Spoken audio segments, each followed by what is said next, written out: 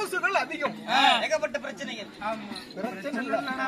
விரசுகள் என்றால் மக்கள் தொகை, உயிர் ஜீவன் மக்கள். சரிங்க. அதனால இந்த பூமி பாரத்தை குறைச்சு கொடுக்கணும்னு இந்த பூமியை தாங்கக்கூடிய பூமி தேவியாகப்பட்டவள் தேவர் சபையில் முறையிட்டார்.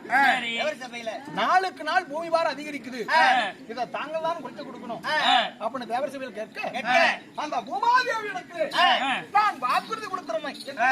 இருக்கப்பட்டது 4 யுகம். ஆமா, கிரீதா, ரேதா, துபாவர, கலியுகம். கலியுகம். இப்படி கிரீதா, ரேதா, துபாவர, கலியுகம். இப்படி 4 யுகத்திலையும் நான் தசமென்று சொல்லக்கூடிய 10 அவதாரம் எடுக்க போறேன். 10 அவதாரம். ஆமா, இந்த 10 அவதாரத்தில் உனக்கு நாளுக்கு நாள் இந்த பூமி பாரத்தை கொஞ்சம் கொஞ்சமா கொடுத்து கொடுக்கறேன்னு அந்த பூமி தேவி இடத்திலே நான் வாக்குறுதி கொடுத்துறேன்.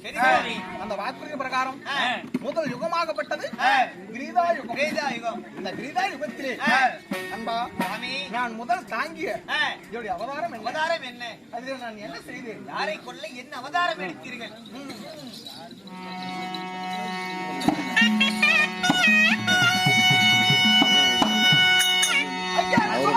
வேண்டாம்.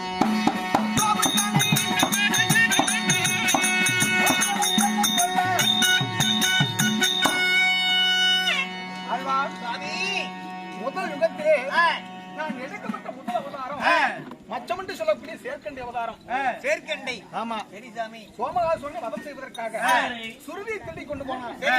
அதாவது அந்த சுருதி புஸ்தகத்தை மீட்டு கொடுக்கணும்னு நான் மச்சமென்று சொல்லக்கூடிய மீனவதாரம் எடுத்து கடலிலே புகுந்து அந்த சோமுகனை வதம் செய்து சுருதி என்று சொல்லக்கூடிய ரிக்வேதம், யஜுர் வேதம், சாம வேதம், அதர்வண வேதம் இப்படி வேத புஸ்தகத்தை மீண்டும் கொண்டு வந்து பிரம்மாவிடம் ஒப்படைத்து. இது முதல் அவதாரம். ஆமா. இரண்டாவது கூர்ம அவதாரம். மூன்றாவது வராக அவதாரம். 4வது நரசிம்ம அவதாரம். 5வது குள்ள பிராமண அவதாரம். 6வது பரசுராமர் அவதாரம். இந்த 6 அவதாரத்தோடு முதல் யுகம் முடிந்தது. ஆமா. இரண்டாவது யுகம் திரேதா யுகம் பிறந்தது. அந்த திரேதா யுகத்திலே சூரியகுல பரம்பரையில் ரகுகுலம் தலைப்பதற்காக கஜேந்திர சக்கரவர்த்திக்கு நான் ஸ்ரீ ராமராக பிறந்தேன். ஆமா, கண்ணால் கண்டது கோடி, காணாதது 1000 கோடி. மூளைக்கு பல சேனைகளை கொண்டவன் யார்? தென்னிலங்காதிபதி ராவணேஸ்வரன். அவருடைய அதாவது ராவணனுடைய பெரும்படையை வானர படையோட உதவியை கொண்டு அவருடைய படையெல்லாம் கொண்டு வெடித்து ஒருவனுக்கு ஒரு தாரம் என்று ஏகபத்திரி விரதம் பூண்டேன். தாய்மகளே, சீக்கிரமாக பொங்கல் வைத்து பூஜைக்கு நேரமாக இருப்பதால் சீக்கிரமாக பொங்கலை வைத்து கோயிலுக்கு எடுத்து வருமாறு உங்களை அன்போடு கேட்டுக் கொள்கிறோம். அதனால் இரண்டாவது ராம அவதாரம், அதாவது மூன்றாவது துபாவர யுகத்திலே கண்ணன் பலராமன் என்று சொல்லக்கூடிய 2 ரூபமாக பிறந்திருக்கிறேன். இப்படி 2 ரூபமாக பிறந்து வருடம் பொருந்திய வட்டூரின் நகரமே, ஆன்மீகத்தின் சிகரமே, அல்லும் மகளும் 60 நாளைக்கு எப்பொழுதுமே என்னையே நம்பிக் கொண்டிருப்பார். அதனால செய்த வஞ்சகத்தால நாடு நகரம் இழந்து விட்டு தூது பகலில் அனைத்து இழந்து விட்டு 12 வருடம் காணகம் 1 வருடம் அஞ்ஞாத வாசம் முடித்து இப்பொழுது உபலாய பட்டணத்திலே இருக்கிறார். யார்? பாண்டவர்கள். எந்த போதிலும் இன்றைய தினத்தில் என்னை நினைத்து மேகமண்டலத்தை ஆண்டு வரக்கூடிய மேகராஜனுடைய மகள் மின்னொலியாகப்பட்டவள் அழுதகனும் சுந்தரியமாக இருக்கிறார். அவளை காண வேண்டும். அது மட்டுமல்ல, இன்னும் கேட்டு தருவது மனித குணம், இன்னும் கேளாமல் தருமாம் தெய்வீக குணம். இன்னும் தெய்வீக குணம் படைத்த மதிப்புக்கு மரியாதைக்குரிய இன்னும் ஐயா இன்னும் சின்னசாமி கவுண்டர் அவர்களும் தங்கவேல் கவுண்டர் அவர்களும் அன்பளிப்பு செய்திருக்கிறார். ஒரு காணி உடைக்கும் அருகாணி மலையது போல் வளர்ந்து மக்கச்சொம்பத்து மனச்சொம்பத்து உண்டாகி மகமாஜி முடி சன்னதி எப்படி வளர்கிறதோ அதுபோல் முடி வளர்கிறது.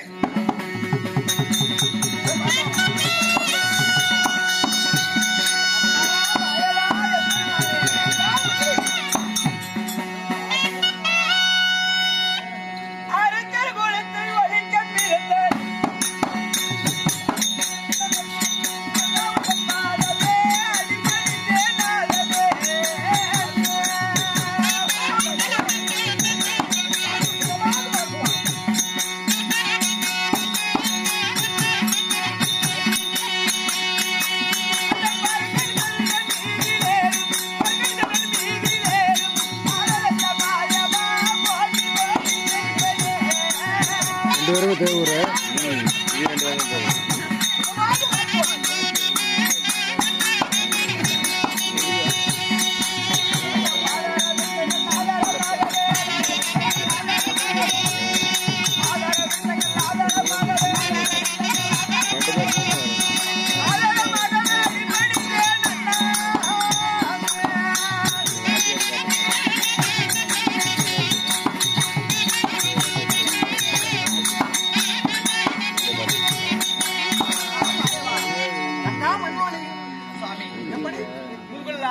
ஆயிரம் பொன்பாதத்துக்கு 1000 கோடி வர கொடுத்து கோடி நமஸ்காரம் செய்கிறேன் சுவாமி. ஆகட்டுமா, சுகத்தோடு வாழ்ந்திருப்பாய்.